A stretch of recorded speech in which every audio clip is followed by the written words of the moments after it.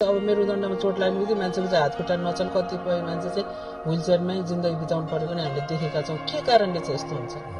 मेरुदण्डको चोट चाहिँ इम्पोर्टेन्ट, यो स्पाइनल कोर्डको चोट चाहिँ दुईटा कुरामा डिपेन्ड हुन्छ। एउटा चाहिँ कतिको लेभलमा, घाँटीमा चोट लागेको छ, छातीको लेभलमा कि कम्मरको लेभलमा।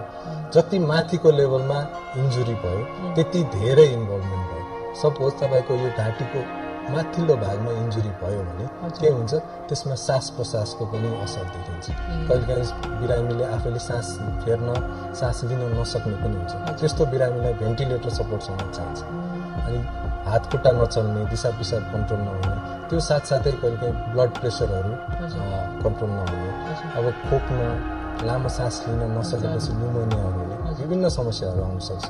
जति तल जाँदै गयो होइन, तल जाँदै गएपछि यो ढाडको लेभलमा, बिचको लेभलमा भयो भने खुट्टा मात्र नचल्ने हुनसक्छ, दिशा पिसाबको कन्ट्रोल नहुने हुनसक्छ होइन।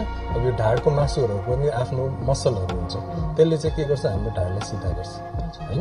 ढाडको मासुहरूको कन्ट्रोल भएन भने उप्रो पर्ने, यता फर्काउँदा उता फर्काउँदा गाह्रो हुने, बिरामीलाई व्हिलचेयरमा राख्ने पनि गाह्रो हुन्छ होइन। त्यस्तो कन्डिसन आउन सक्छ। अब तल्लो भागमा भयो भने चाहिँ कम देखिन्छ होइन। अब माथिपट्टि भयो भने हात खुट्टा नचल्ने कन्डिसनलाई चाहिँ हाम्रो टेट्राप्लेजिया अथवा क्वाड्रिप्लेजिया भन्छ। हात पनि नचल्ने, खुट्टा पनि नचल्ने। तलपट्टि खुट्टाहरू मात्र नचल्नेलाई चाहिँ हामीले प्याराप्लेजिया भन्छ।